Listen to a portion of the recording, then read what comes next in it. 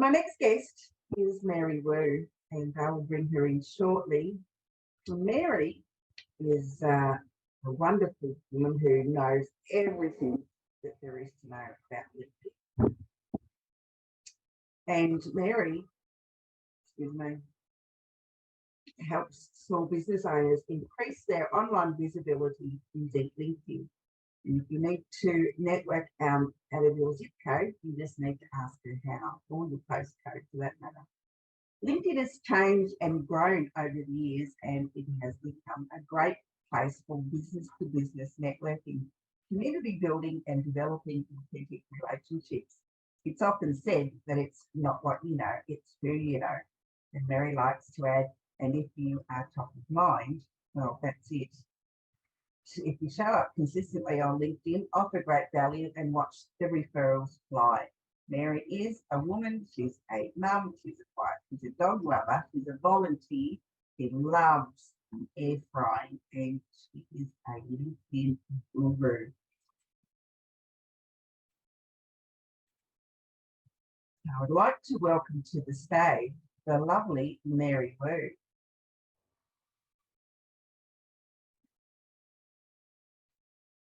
Hello, Mary. How are you, my dear? And how are you? I am very well, thank you. Thank you so much for taking the time to join me today. I am looking forward to learning all about LinkedIn and what it can do for business owners, entrepreneurs and solopreneurs and all people in between. All of the people. Absolutely. Now, tell me, how did you get started and why is LinkedIn so important to business owners? How I got started on LinkedIn kind of leads into how it's so important. I was a virtual assistant and I found my clients were just not getting their word out. They weren't using newsletters, they weren't using social media. So I started kind of guiding myself over to that area. And then as I got deeper and deeper involved and understood all the platforms better, I found that for my clients, who were mostly business people, there might be more interesting metrics on other platforms, but the metric that I kind of like to count is the one that brings us, little green bills here in the US. They're little green pieces of paper and we like them. And LinkedIn was where the clients were coming from. LinkedIn was where the joint ventures were coming from. We met on LinkedIn. Now I'm here and I've been on your podcast. It's just where those connections are made.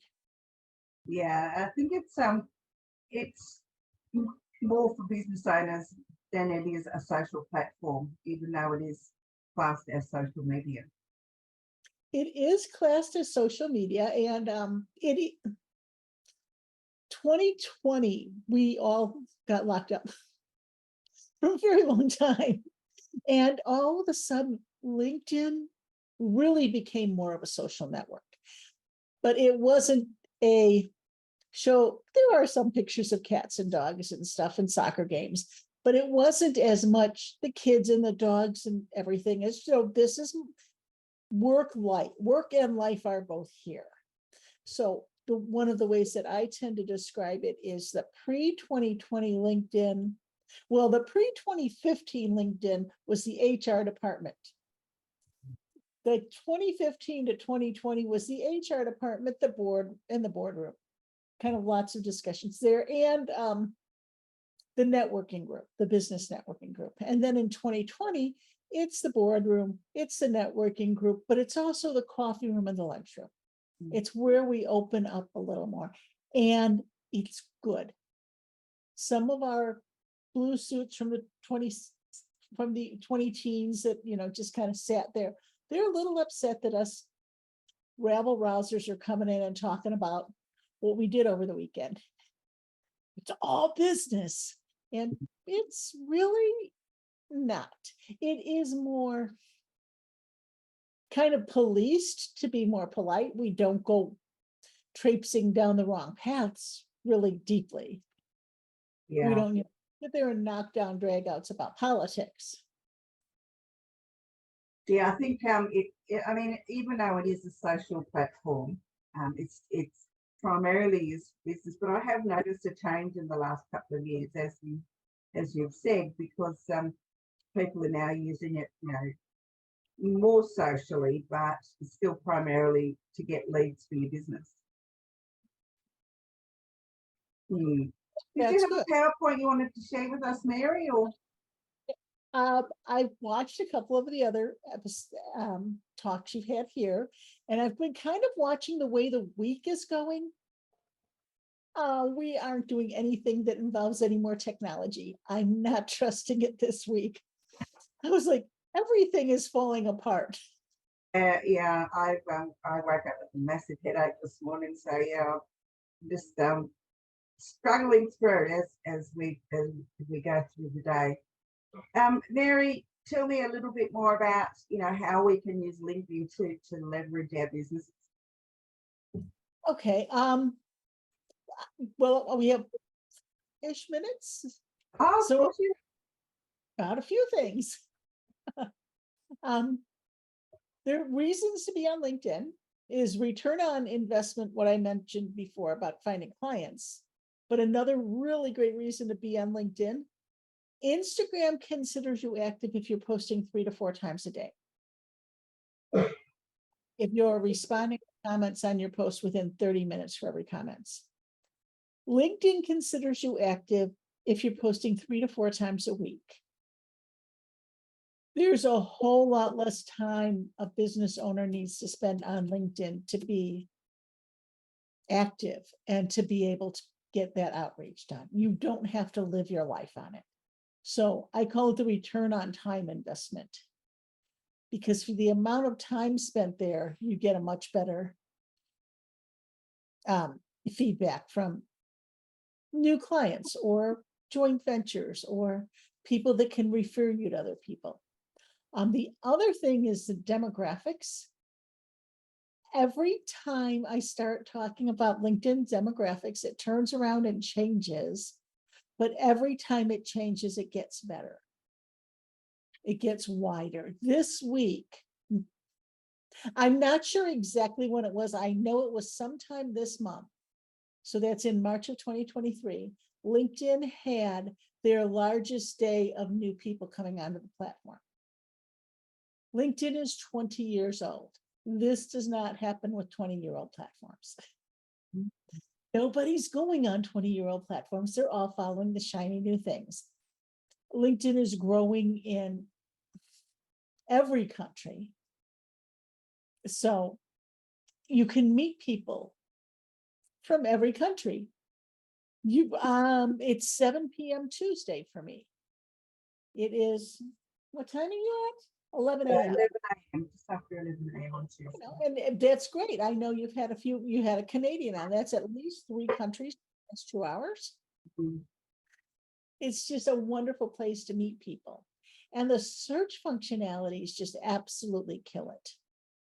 You can search for, if you understand how to search, there's lots of ways to search by title, by location. And I think, Rose, if I am correct, you're using creator mode, right? I was. I didn't. I'm not using. Oh yes, I am using creator mode. Yes, beg your pardon. Yes, you are. You're using creator mode on LinkedIn, and you can. It's great because it allows you to do audio. It allows you to do live video. But the other really great thing about it is they've redone the search functionality, and now you can decide you want to search on LinkedIn for people that talk about certain things. So if I wanted to go on LinkedIn and find out everybody who talks about podcasting, I could search for people who talk about podcasting, which would be really great if I've got a brand new podcast coming up and I'm trying to find a coach for it. Who on LinkedIn talks about podcasting? So it's really fascinating, the numbers of things that they allow you to look for people by. Yeah, I still haven't got my head around the search function in LinkedIn yet, and using hashtags. So maybe you could explain about using hashtags and how the actual search function works so that we can get the most benefit out. The search function is awkward to figure out. Once you figure it out, it's kind of magical. And if we want, I don't want to bounce back and forth between screen and this, because that just gets me confused. But if we want, I can go through a quick search function thing later. That would Later be on. lovely. Thank you. Yeah. I'm writing myself a note.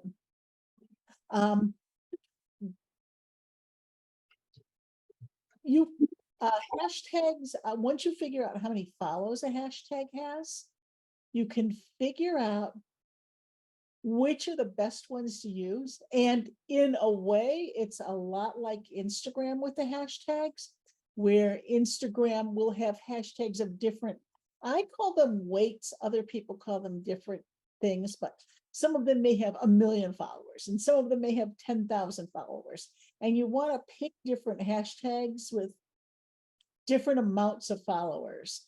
Because if you go after the big ones, some people may or may not see your stuff. If you go after ones that are too small, some people will never see your stuff. And if you've got creator mode on and you're using the hashtags in there, you don't want to use a really small one. Let's see. You wouldn't want to use talking with the experts in the creator mode hashtag. You would use it in a post, if that makes sense. Yep. I understand that. That makes a lot of sense. So I guess how many hashtags are we allowed to use? Pardon? How many hashtags should we be using? 3 to 5.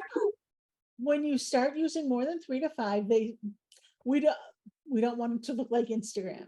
So when you start using like more than 3 to 5 hashtags, it just looks a little bit too messy. 3 to 5. Okay. So, and I know that LinkedIn offers suggestions are based on your post. So is it best to use the suggestions that they give, or is it, or should you be using your own? There are some people that use their own, and if you have a decent following, that's a good way for your followers to find you. And you could, I use LinkedIn Whisperer, other people use other things. You should, if you wanted to, and if you have the way, if you understand how to use the analytics, you could A/B split test different hashtags, but put in a hashtag and then 2 weeks later put practically the same content but with a different hashtag and see how many comments. But I don't believe that is necessarily going to show you much, because LinkedIn changes hour by hour. Who's on the platform, who's seeing your post, who's got the time to comment on things. So just finding a few that are solid, and they do not tell you when, like Instagram, when people are following you by which hashtag. Yeah, that's always interesting, because I wonder what the benefit of using a hashtag in LinkedIn is. It is a search. There are ways to search by the talks about, and there's also a way to search just by hashtags. So, and it also depends if there's a special thing coming up. I know last week was International Women's Day, and there were a lot of hashtag IWD 2023. And then you can just follow that hashtag, and that hashtag goes away after a day. People aren't using it anymore, and that's okay. I do not know. I did not look to see if anybody was using Pi Day or hashtag 3.14. I don't know if you could put a decimal point in a hashtag. I should try to find. I think so. Okay, so so what should we be including in our posts, and to get the best out of them? What are your clients asking you? So I know the person you had him for, I wasn't able to listen to the whole thing until later. She was talking about quizzes. What would you include in a quiz? What answers are you looking for? It's kind of the same thing. What are my clients needing to hear from me in order to decide whether or not they're going to call me? So I'm going to grab this piece of paper. Kathy Nesbitt might post on LinkedIn about the value of laughter, the health benefits of laughter.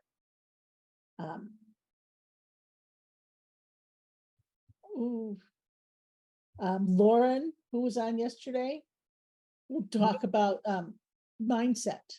We'll talk about the benefits of mindset. We'll talk about what you get, how it affects your business in a positive manner. So a lot of it is what you would say anywhere else on your webpage. And you can pull information from different places. So if you've got a great webpage and you put your blogs there, you can move that over to LinkedIn. I kind of go the opposite way around, and usually things work for me will show up on LinkedIn first, and then the content will get distributed other places. Yeah, I guess strategy. You need to have a strategy before you start using LinkedIn. I think it's a little bit. I mean, with all social media, you need a strategy, but I think you need to have more of a strategy with LinkedIn because of the way that it's set up. Yes, have more of a strategy, but one of the other things I like to say is for new business owners, if you don't have something yet, be there and be active and let people get to know you. So don't let that keep you from doing anything as you're building your business. The other thing you can do, if you're not wanting to post on LinkedIn, you can get into the comment section. Very few people realize how much is happening in the comments section, how many connections can be made there, how much they can show value.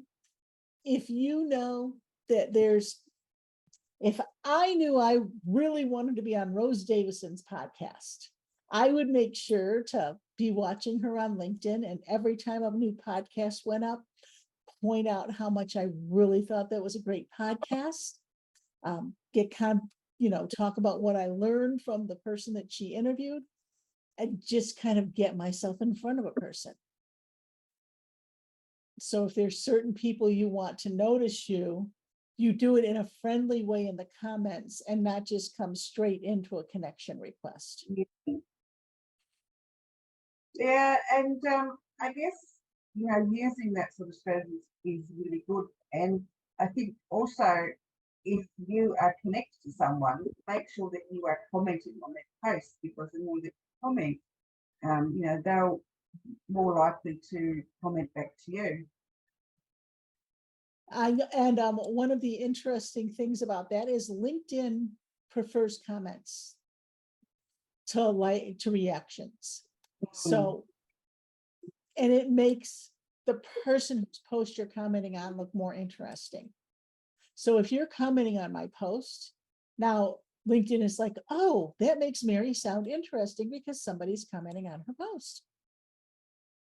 Absolutely. And then that pops it up in the grid to other things. You were commenting, well, every time I shared about the summit, you were commenting on the post as I was sharing it. And then that gets it in front of my people and gets it in front of your people. Yeah, it's probably 101 marketing, really, isn't it? If you want to be seen, you need to actually engage in what people are doing. And when you show interest in somebody and ask them questions about themselves and give them something they can value, they start to like you. Absolutely. Yeah. And I mean, even if you don't follow them or they don't follow you, it's always a good idea to, comment on things that, especially if you want people to follow you back, connect with people through posting on their comments. I have made a lot of connections that way. I know people that have more of a comment strategy than a posting strategy. They might post once in a while, but their focus is on the comments because that's where they'll get more Mm. Yeah, I agree. I think if you want to be noticed on any social media platform, do do the posting, and pay attention and be present, and don't just put a reaction on there, because reactions are all very nice, but a comment is a lot better. And another thing you can do, like for instance, this summit, every day you can go on LinkedIn and say, hey, I had a great time talking to the people that you talked to yesterday. You can tag a number of people that way. But one of the things people do that kind of will get people upset with them, if you just, like 2 months from now, you would just start keeping on tagging the same 8 to 10 to 20 people in every post. I'd be like, and LinkedIn punishes you in a way for that. If you tag somebody in a post and they comment on it, LinkedIn says yes and pops you up in the field. If you're tagging people and none of them are commenting, they're like, this person can't even talk to the people they're trying to talk to, and they'll put you down in the algorithm. Yeah, so I guess, how can we use LinkedIn better for networking and collaboration, Mary? For networking, it's interesting how you can build networks on LinkedIn. There are groups that build, sometimes they're local groups, sometimes they're general groups. Are there any podcast groups, or do you know? I'm sure there are a few. I haven't searched for them specifically, but yeah, I use LinkedIn mainly just to share the things that I'm doing. I did start a newsletter, but it got too time consuming, so I gave it up.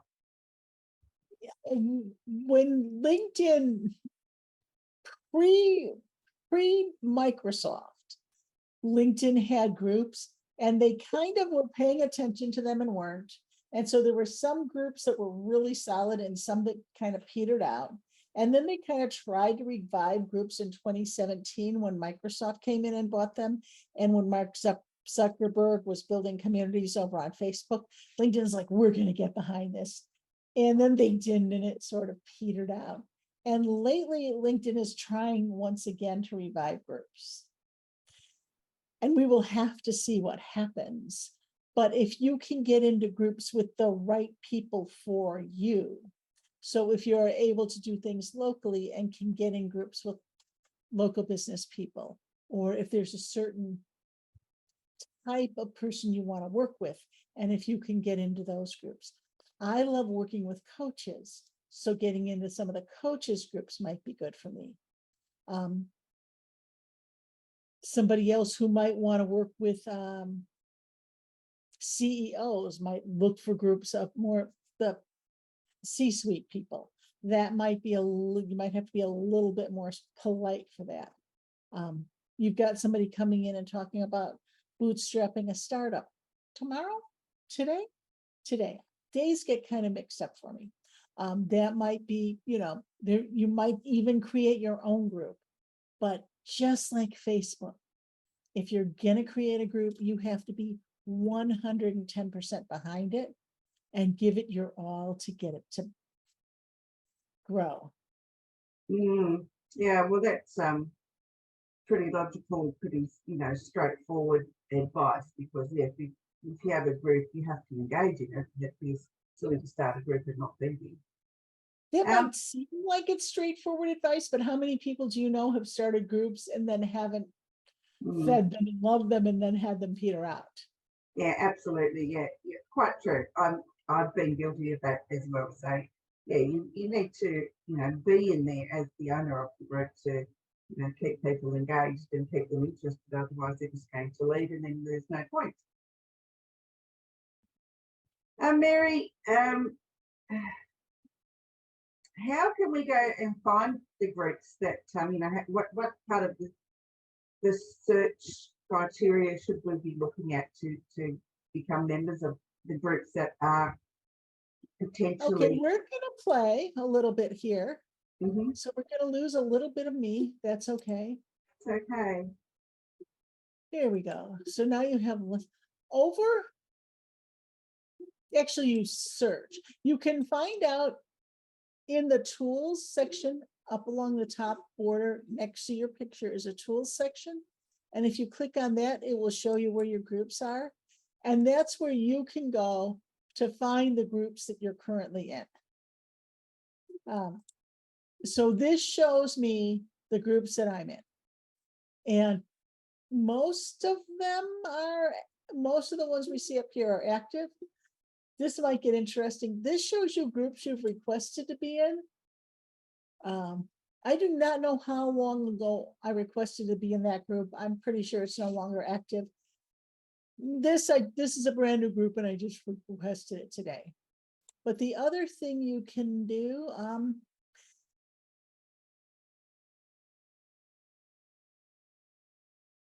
I can search podcast hosts, and then I can go over here and go groups. And then you can look and see podcast group, create future podcasts, 3 members. 3 members is not a group we want to be in. One of the problems with LinkedIn groups, as I mentioned, some of them have petered out over. This is March. May, LinkedIn turns 20 years old. Some of the groups have petered out over the past 20 years, and that's okay. But you don't know until you ask to join and then find out whether or not it exists and anybody responds to you. So we're going to look at this, and it gives us no posts. It gives us no information about what's current. There are a lot of things I love about LinkedIn over Facebook, but when it comes to the way they're running communities, I really think Facebook has got knocked that one out of the park with the way they're doing it. This basically tells me nothing about the group. I can join it. They can decide to accept me in it or not, and then I can find out about it. We're going to do a little bit more poking around. Liam Austin is the owner of the group. So we're going to go poke around on him. He has 19,000 followers. This is the thing I love you can do on LinkedIn. You can go to their activity and show all activity. We can look at, this is going to change soon, and you're going to be able to also look at videos and comments in this activity section. But I can go and look at his articles. The last time he posted an article was in 2018. I could look at his posts. The last time he did a post was 2 years ago. And he liked a post a month ago. My hunch is, if I were looking for a group like that, I would not join that group, because I would have a hunch, since he's generally inactive on LinkedIn, the group is probably not active. I could be wrong about that, and I might, depending on how badly I was looking for something, I might throw that at the wall and see what happened. But kind of a hunch that it's just not, he's not giving it the love it needs. Obviously, no, especially if he hasn't, written anything wonderful in the last 2 years at least. Yeah, I love this, being able to see somebody's activity. I actually had somebody reach out to me on LinkedIn. Like, oh, why are you reaching out? Were you, wanting to talk to me about your LinkedIn profile? I see you're not very active. She's like, how do you know I'm not active? Like, well, you haven't posted in 2 years. Oh. Like, yeah, people look at LinkedIn as an afterthought, when in actual fact it can be quite beneficial to them. And if you treat it as an afterthought, that's what it's going to be. I will have people that will come up to me and say, LinkedIn doesn't work for me. And I'll look at their profile and they never worked it, ever. So, it doesn't work for me. You haven't touched it in the 2 years you've had your new business. Of course, it's not working for you. No, I mean, yes, it's like anything. You have to work at it for it to be of benefit. And it's interesting in that there is no way to get a certification in LinkedIn consulting. It does not exist. We sort of name ourselves, and there is a book that one person put out that has a list of people that are really good in certain areas. And I'm in the book, but a lot of times it's hard to know whether somebody's strong at LinkedIn or not. Good tip, if you're looking to hire somebody to do your LinkedIn, check their activity level. Because the two highest rated people on Fiverr for LinkedIn training are not active on LinkedIn. In 2022, there were 900 changes on the platform. If you are not on the platform, you do not know what the changes are. And they don't necessarily announce it. So all the good, knowledgeable LinkedIn consultants, we all hang out together. And we all talk to each other about, what's new. I found this. What does this mean? We get weird about some of the changes, but we also like to share that among ourselves because LinkedIn doesn't necessarily tell us about all the changes. No, that's very true. That is very true. You go, if you haven't been for a week or so, and then next thing you know, there's something new or something's been taken away. You think, oh, yeah, I didn't use that last week, but now it's not there anymore. And it becomes quite interesting. One of the things I'll do with my clients, they'll be like, that isn't there anymore. I'm like, okay, you get yourself 5 minutes to whine about the fact that that's changed. And then we figure out what we're going to do about it. Because I don't have the power to go up there and bring it back. Yeah, it's no good complaining about it, is there? I mean, nothing you can do. But sometimes people will stop. They'll get frozen because they can't do something. And it's like, no, we figure out a way around it. Yeah, that's no good whining about it. You figure it out. Yeah, that's one of the things I kind of want to tell people. You're not going to break the internet. Really, if you try to poke around to figure out how to work something out, you're not going to break the internet. Absolutely not. No. It's almost impossible to break. And I mean, God bless the internet because, back in the 80s when there was no internet, we used to have to bring people up or drive over to their office or do whatever it was. So, yeah, I love the internet. I think it's one of the greatest inventions ever. Well, we did have email, and so we could email the people down the hall instead of actually walking to their office. Yeah, I was in education then. I was in a university in the 80s. So they all had email at that time. Yeah, well, maybe we just didn't use it. Oh, so let's see. Do you have any hashtags that you talk about in your post? Or do I need to post? In particular. So I was just interested about, because I see people that use at least 20 hashtags in their things, and to me it looks really messy. And what is the bloody point of 20 hashtags in a post? I'm gonna show you how we find this. Kind of scares me because it's so difficult.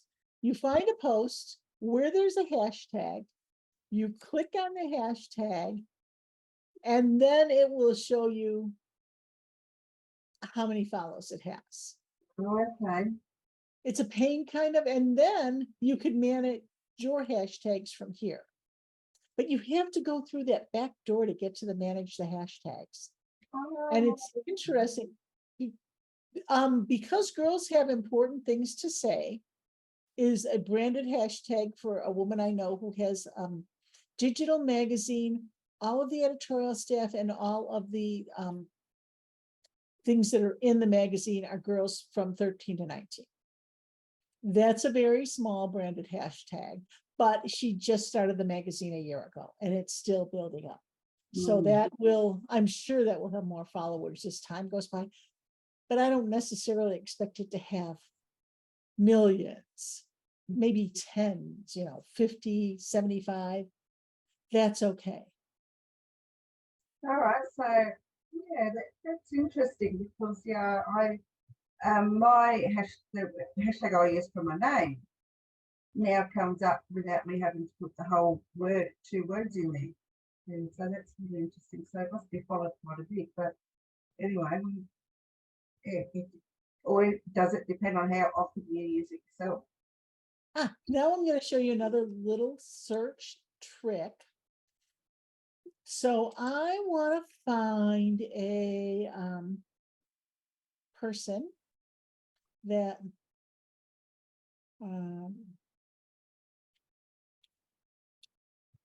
I want to find a business coach that is, let's see, a person that is, I'm just making this up as I go along, a first or second connection. Oh, that's what I do. And then I want to come over here to all filters. And this is where it gets cool. You can go down here. Come on, I have to move this. That's in the way of my, oh, no. All filters. We can talk to. Talks about, come on, let me get this down. Oh, my computer is not wanting to. That's all right. We just have to talk to. I got it. Filter. Dear. It's being mean to me because I wanted to try to get it to come up with talks about, but I can't right now with my screen. Yeah, I can see leadership and coaching, entrepreneurship and leadership development. Yeah, leadership. And now I've got down to 8,200. Now I can turn that around and lower it down by location. I don't want somebody from here. I want somebody from Australia. Now that's 308 results. Yeah, okay. So you can dig around and dig around and dig around with the searches and find all sorts of things that people are not necessarily expecting you to be able to find. It was interesting to know about connections 1, 2, or 3. I have read somewhere that it's not very good to accept connection requests from a number 3 connection. Is that true or not true? Probably, but we're going to do this because I'm kind of showing my whole entire world here. I'm going to look for my invitations. I only have 7 at the moment. I usually keep up with these pretty good, so I might not have any. Sometimes you'll see a connection and you'll just be like, and I clear them out pretty quickly, but you'll see somebody who is not a 3rd connection and it doesn't make sense for you to connect with them. There's nothing that bonds with you, but sometimes you can see if it was a coach that talked about leadership that was in Australia, even if they were a 3rd connection, I might connect with them. Mm-hmm. If there's, if they fall into the categories that I specifically am looking for. Yeah, I've been getting a lot of connection requests from people who are podcast strategists and, the people that are on Fiverr normally. And so I've just been deleting them. Yeah, ignoring them. Ignore them. Now, hanging out with other podcasters is probably good, but yeah, I'd love to do that. Yeah, right interested in that. If we look over here back at my groups, we're going to look at my groups for a second. This group here, Espresso Plus by Janice Marion and Optum Blue, both of those groups are groups. Oh, and this one, Page Administrators Group. Those 3 groups are all groups of LinkedIn people. So they're all people in my same area because we need to talk to each other to know what's going on. So yeah, hanging out with the podcasters is good. And in both, in all of those groups, I probably have a number of people that I have connected with because we're both in that group. And we want to know more about each other. And that's okay. Makes sense. There's a lot of things going on LinkedIn. One time I was setting up a class and I said the class was going to be 8 weeks long. And a person was like, you don't need 8 weeks to learn about LinkedIn. And I'm like, Oh, yeah, maybe you do. Mhm. Have you been there lately? So one of the fun things I've done, and I'm gonna put this in the comment section if you'll allow me. I've started it's going to be every 4 to 6 weeks. I do a webinar about what's new on LinkedIn. And what I'd I can love do, you to do that. Yeah, I'll share those links. Yes, so certainly. I'll put that in with the coupon link to have 100% off. I had thought about it. This idea just came to me a few weeks ago when I thought that would be fun to do. Can I do it on a regular basis? And will there be enough new things to report on? And it was like, oh yeah, LinkedIn is feeding me the news. They're just feeding me new stuff all the time. And people don't have a way of knowing it if you're not hanging around with all the LinkedIn nerds. Yeah, I agree. A lot of us don't know what's going on, and it's helpful if we um, can know. I mean, I don't know, does LinkedIn send out a newsletter, or is it? I know they send out messages every now and again telling us They what's send going out on. messages every now and then. They have newsletters, but they don't really have a one place to go for all the changes. Yeah, that's what I would Zoom is like. good at that. Zoom has that. Every time they put out an update, they have one place where you go and look for all the changes. LinkedIn doesn't have that. Mm. Facebook doesn't have that either. No, they don't. No, and that's a bit odd, really, isn't it? They should have somewhere to let us know what's going on, unless you're into one of um, the social media newsletters that um, share the news. I mean, I follow what I can't even think of the name. My brain's dead today again. Mari Smith, and she's like the Facebook queen, and I follow her, and that's how I learn a lot about what's happening in Facebook land. And yeah, I don't know anyone other than you that knows anything about LinkedIn that would keep me informed about what changes are, what's been And happening, what's going one on. of the things about LinkedIn is there is like the B2B people like us. There are also the job search people and the people that are seeking job candidates. So that's another area of LinkedIn. There's also the advertising area and the people that are using the premium features. So all of they change things that happen in some of those areas and not others. So this change that's going over here in the recruiting area, it doesn't matter to me. And they can look at their people and go, it doesn't matter to 70% of our people. Why do we need to announce it? Mary, the benefits of premium, are the benefits, and why is it so bloody expensive? On the benefits of premium, you get different search functionalities that are even more powerful. You get to use in messages where you get to send messages to people that are not your first connections. But one of the things that people will do is they'll try that 1 month free thing and then not have a plan as they go in. Be like, I'm going to get the premium. I'm going to try it for 1 month. They do nothing for 23 days. And then they say it didn't work. Now, I could believe that for some people it won't work and it won't bring value. But in order to find that out, you have to really be willing to dig through and work it for those 28 days and then determine whether it's worth it.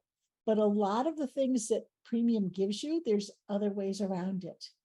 It gives you the opportunity to send emails to people.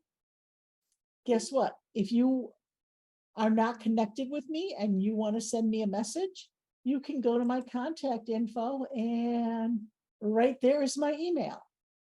So there's a lot of people that will have their contact info, so you don't necessarily need to go to InMail. The other thing is most of the InMail that people get is spam anyway. So most people spend very little attention to their InMail.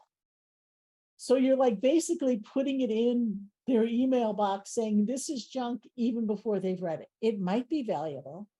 So there's ways to work without getting the premium. Don't tell them I said that.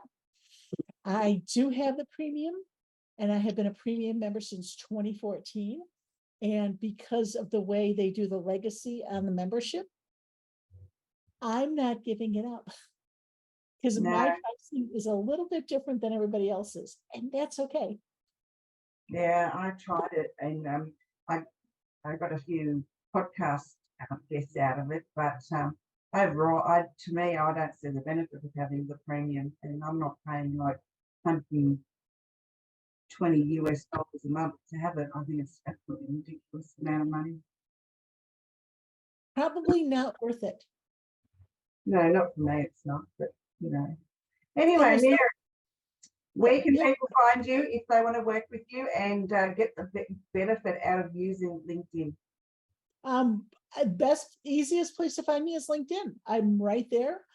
If you can't find me on LinkedIn, it's anybody who's in this, who's watching this is probably in that group, and they can find me over there too in your Facebook group for the summit.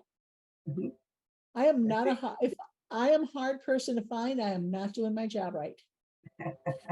Absolutely. Mary, if you had an opportunity to give someone some words of wisdom, what would you share with them?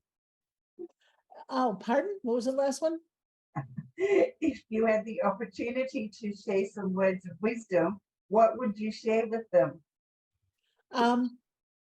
You can't break the internet, so go ahead and try things. I know so many people that are shy of getting online, and really you can't break it. Go try it, make friends with people, connect with people, watch, but don't copy what the people that are also in your industry are doing. Because if you are copying from them, people notice. Absolutely. That's really great advice. Thank you for sharing that, Mary. It's And been a since pleasure. 2022, LinkedIn has been more personal. So be yourself. Yes, be yourself. Yes, don't be someone you're not. That's great advice. Absolutely. Mary, it's been an absolute pleasure. Thank you for spending 45 minutes with me and telling us all about LinkedIn.